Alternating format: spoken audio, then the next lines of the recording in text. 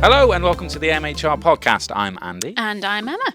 Emma, it is late October. We've done so well to start this podcast and keep it running for the whole of the year. I know. But with autumn happening, with summer holidays gone, autumn is happening. It is. It's happening. It is happening. It is Crikey. the time of year where a lot of businesses start to consider the festive period. I can hear Mariah Carey. I don't want to talk about it. Is thawing as we speak. I know there's And a lot I'm of thrilled. people listening out there that are like, oh, let's not bring up Christmas yet, but it is a thing we have to consider. It is. And a lot of businesses already are. Mm-hmm. So I've been reading some articles, as ever, Mm-hmm. and we've been looking at some of the key things that we think businesses need to consider when they're looking into the festive period, how they can plan ahead, what tools and techniques they can use, but also some key examples or some key industries or verticals that are drastically impacted by the festivities. I think we can assume that retail is one of them. Hospitality is another. These are key ones that very much people-driven industries where actually the social element or the cultural element of what this festive period brings means there's a lot more demand for their services. Yeah. Right? So businesses need to be very considerate of that. And I think regardless of what industry you're in, businesses do need to be conscious of what impacts that kind of festive period makes. Whether it's because, again, what you do as a service or a product is in higher demand and you have a seasonal peak, or that a lot of your staff and your personnel themselves will take time off over this festive break, and actually that will affect your own productivity. So there are a lot of considerations businesses need to make when they're planning ahead for maybe Christmas or other festive breaks that are happening, especially over winter, because things seem to drop down, as is the cultural norm, but we need to plan for it, right?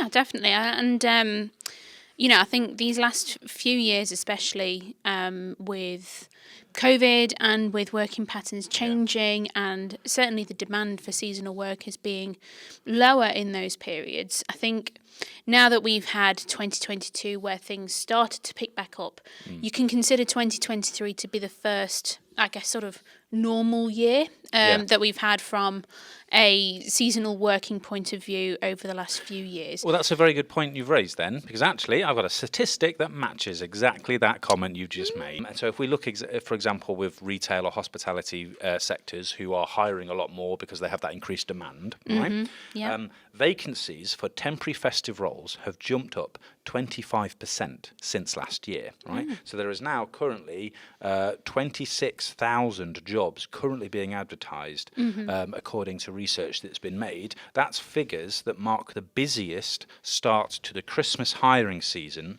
since sites have started recording this data in 2016. So we're definitely seeing a post-pandemic hike, or what we think is a new total that we wouldn't have seen in pandemic era. Yeah.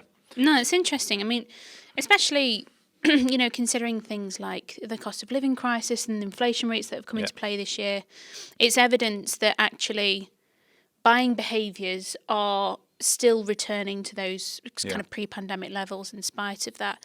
Yep. And just looking at this that you've sent through, it's interesting to see the sorts of things that are actually, sort of coming through. Obviously, we've got our Santas and our elves that are coming through.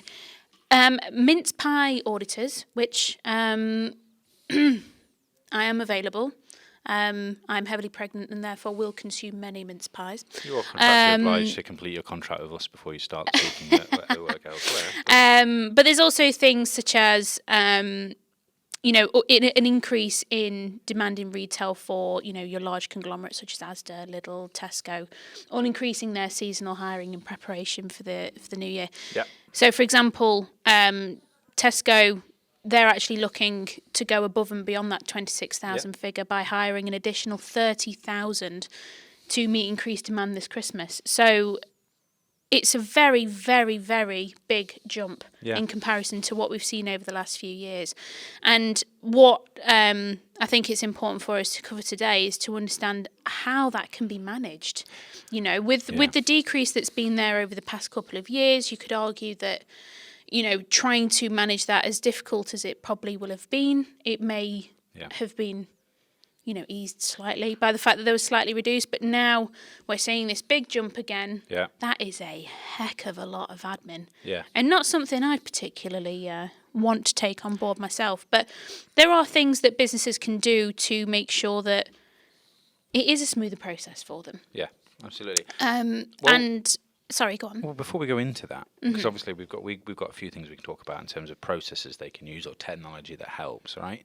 Have you ever done any seasonal work? I have, actually. So mine hasn't been in the retail side. Mine's actually been in hospitality. So I picked up quite a lot of shifts over the festive period in a cafe when I was in sixth form, and at the start of my time at university, which was interesting, shall we say. Incredibly busy. Yeah. I think, and quite fairly, the demand from customers was quite a lot. Yeah. Sometimes, I think I had one instance whereby I had a lady who had asked me to bring through my entire collection of different hot chocolate pods so that she could check all of the recipes because she didn't think that the one she had was milky enough. That's important work. And I had a queue of about 15 other people I needed to serve at the time. Yeah, but customer's always right. Fun. Exactly. Right. So, Yeah, no, I go did through it. seasonal work. I didn't enjoy it, actually. I was very young. I worked in retail. We did I was straight out of school and I wanted a job. Yeah. And I took the quickest one I could get. Still took a while. It was December, right? And November. And we were, Christmas temp for like a retail shop, fashion wear, as you can imagine. And it was stressful because it was a very Christmas, obviously the very busiest period. Yeah, of course. That's why they're hiring extra staff. A lot of people, I think, who go into seasonal work do it on the hope that they can retain a job after it. It's a great route into a business if they can perform well or if it works for the business. But there is a high gamble, and I think it's very stressful for employees coming into seasonal work. You have to make sure you fully understand the terms and conditions of that temporary employment. Yeah. There's a lot of if, buts, maybes, unsureties if it's not communicated properly. And you, because you're an employee for such a short space of time in the grand scheme of things, it can be very hard to implement good ways to communicate with people or onboard them in the right way, but also retain a good level of communication with them so they're understanding how the company works. Otherwise, they're being treated as disposable things, throw them into a high-pressure situation, get rid of them, that didn't work. Employees can often feel like they're not given the chance to grow into a company and prove their worth in that short period of time. No, that's very true. And especially if you've got, we use Tesco as an example here. You've got thousands of seasonal workers that are all in distributed locations that may have, different managerial levels there, different communication levels there. And so it's really important for businesses that are looking to take on seasonal workers to ensure that onboarding process is consistent and whoever they do hire and bring into the business is treated in the same way as those that they have as permanent staff. Well, you've said the magic word, onboarding. All right. So if we're going to go to top tips now, if you are a company and you are drastically increasing your temporary staff for Christmas or any festive period, number one tip that's come up is to be aware of what your onboarding process needs to look like, right? So there's a quote here I've got that says, hiring many people quickly, such as Christmas staff, can be an excruciating process, as you already mentioned, right? So onboarding them can be even more of a nightmare without proper planning, especially if they'll be working at distributed locations, right? So keeping onboarding consistent and a high quality can be almost an impossible task, right? Because not everyone's having the same shared experience, right? So you can't be everywhere, and it doesn't have to be this way, right? To implement an effective onboarding process, companies need to develop specific onboarding programs, and they need to make these things online, and they need to make these things collaborative. So you're getting a two-way interaction between the employer and the company. Absolutely. It needs to be accessible at all times, right? You need to be accessible from maybe multiple devices, and it needs to use that digital kind of platform to help track how someone is progressing with that. If you're using very much paper and forms, you may never meet that employee as a manager in a short space of time. So you're never going to find the chance to meet them in person, fill that in, and bring it back to me. Exactly. We'll never have that time. I need to be able to go instantly. Where are you with that? How are you doing? How can we communicate? What do you need from me? Exactly. The golden the golden ticket here is self-serve onboarding. Yeah. So, being able to use digital tools, digital technologies to be able to make that process considerably more seamless. Absolutely. And it also supports your future employee in getting involved very quickly. And making them feel like they're part of the team, which is also really important. So I pulled out a couple of bits here that I just think are useful tips to consider.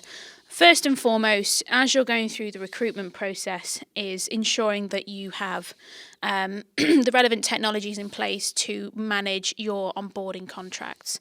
So, as you quite rightly pointed out, the processes that you need to go through for a temporary worker to sign contracts, to do all the background checks, all of that sort of thing, can actually be quite a lot more complex than your standard recruitment process. And you have the drive to do that quickly because they need to get in quickly. Yeah. And more often than not with frontline workers, that documentation and that information can at times be a lot more disparate. Yeah.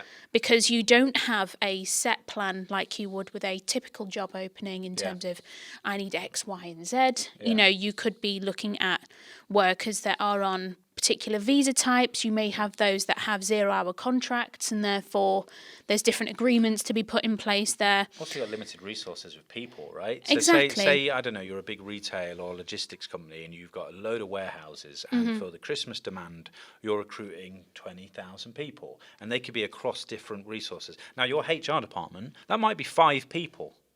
You're not going to get one of your HR teams with a load of folders to go walk around a warehouse and try and get these forms filled in. You need to access those employees instantly and get them to sign something digitally and get it straight back into a system. That is going to free up your HR or your kind of personnel's admin time, because they don't have to chase things. It automates that process and it allows you to create digital records rather than paper ones, which are going to be full of errors or aren't going to be communicated properly. Exactly. And also a big thing to consider here as well is creating that accessibility for those temporary workers. So we're not just looking at freeing up admin time for our HR teams, which we obviously will always advocate for here at MHR, but also for your employees who, may not be able to get in to see you. They may have other contracts that they have in place that they're trying to satisfy, so they may not have the time. Whereas giving them the space to be able to sign things digitally and talk to you in a digital manner means that they can still continue to have that communication, get things through very quickly, and you could save, hours, potentially days on getting things through, which means you can just start working on the rest. Yeah. And, there are certain onboarding tools that you can use and you can implement into your business. We have one ourselves through our People First system, whereby you can also work on these kinds of things en masse. Yeah. So if you have a considerable amount of temporary worker jobs available, you can go through that process digitally through your applicants, and they can all get sent the same information.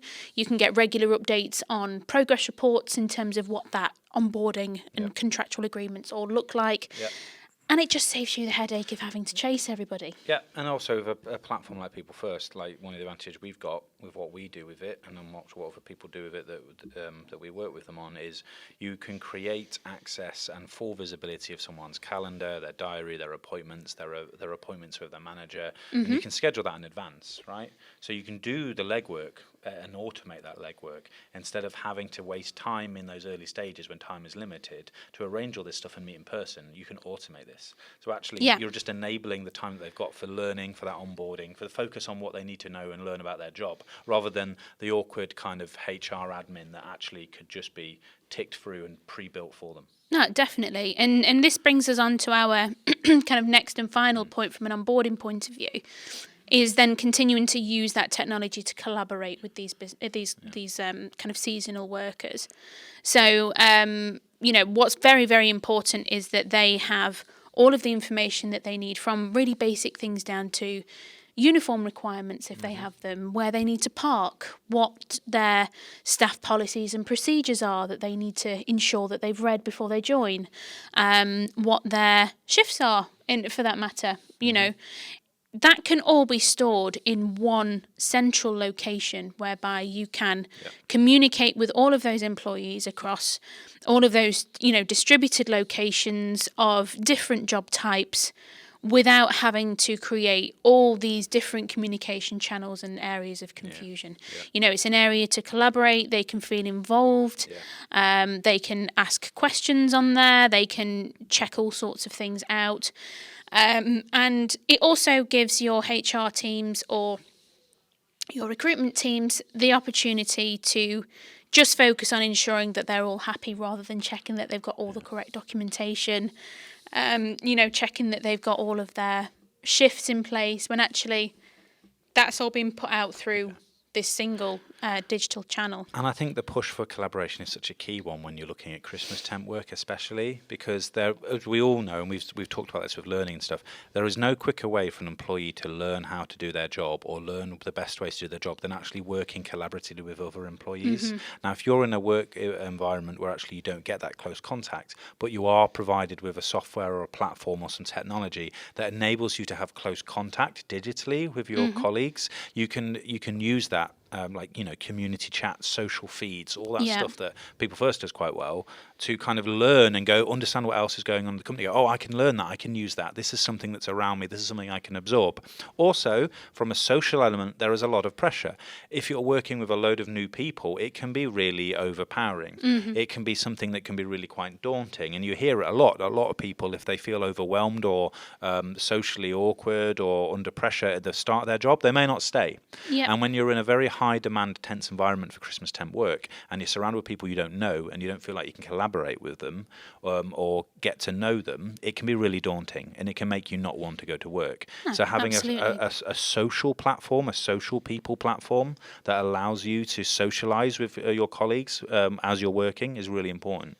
No, definitely. And this is, not only for the benefit of the employees, but also for the benefit of your customers as well. What we ultimately want to be able to create during the festive period is the chance for customers to not be able to distinguish the difference between a temporary worker and a permanent worker. You want them to feel as equally up to speed with what they need to do, comfortable with what they need to do, so that the customer gets that customer experience that they are expecting to receive. So I think we've all been there, whereby you've clearly met a seasonal worker who's been thrown in and not quite feeling comfortable with what they need to do. And it can be quite disconcerting for, the end user, for a customer. So by ensuring that they've got all of that in place, they've, as you've just quite rightly said, that they've got an outlet where they can communicate with people, ask questions, get themselves up to speed with more self-serve kind of learning documentation and things as well.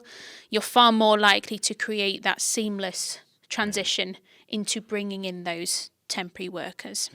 So next time you go Christmas shopping, or you're doing your returns on Boxing Day because you're that person, right? And you go into the shop and you see assistant to the producer, Tom, and he's struggling at the tills, and you immediately go, this is Christmas time. They don't know what they're doing. This is really painful. I'm really annoyed. Just take a moment and think, right? Because it might just be that the company hasn't used technology and their software to enable onboard that staff in the most appropriate way, and they've not been given the chance to give the service that you expect. Not in Tom's case, of course, because he is actually just quite useless. But it could be a scenario you need to consider. On that note, we've actually had an email from assistant to the producer, Tom. He's figured them out. And I'm sure he's going to be having words with you after we've done this podcast. So we've had an alarm for the producer segment. Thank you very much, Tom. I'm just going to check your sign off before we go. Oh, Chief Pumpkin Officer. We're changing holiday, are we? Okay, so you may be referring to the festive season a lot. Yeah. my favourite time of year. Yeah. But let's not forget, it's nearly Halloween. Yes, Ooh. true. So it's time to go through some scary HR facts to spook you. Okay, so I'm going to go first. Okay. On average, the cost to employers of replacing a single member of staff is more than £30,000. Ooh. Taking the cost for all sectors combined, this would amount to 4.17 billion. That's painful, isn't it? That is scary. Okay. Retention is important, people. Yeah. Did you know then that a massive 1 in 4 British businesses have on average at least one worker per week at work who is drunk or incapable of carrying out their own job properly because of alcohol? Oh. Yeah. There's 4 of us. You can't see them all in this office right now. And I know who it is. It's me on the decaf tea, isn't it? Then we've got one more here from me. In the UK today, there are approximately 12 workers for every 1 retired person. Okay, that's an interesting. Ah. Fair enough. And did you? Right, last one then. 1 in 3 new hires quit their job within the first 3 months. Oh. Yeah, there you go. Which, going back to your first comment, yeah. I was going to say an importance of retention and the importance of good onboarding. There you go. See, it's funny how these podcasts go full circle. There you go. It's almost like we plan these things. So they're spooky because if you get it wrong, it's going to cost you a lot of money, and that is scary. Nobody wants that, do they? All right, well, thanks, Tom. He's signed it off. My signature is broke, so I'm doing it manually. Tom Flynn, Chief Pumpkin Officer. Fair enough. I like that one. It's quite cute. Well, hopefully, we've talked all things Halloween and Christmas to you. We don't have to talk about it again. Let's leave it there, yeah? Okay, no more of that. But if you are interested in what we're talking about next week, you can join us. We'll be talking about something completely different, I'm sure. As always. Hopefully. You can find out more about what we do at mhrglobal.com. You can find more about our People First system and what it does for our onboarding and our technology to support collaboration on our website also. And you can find us on social media. So until next week, have a good Halloween. Don't get too spooked.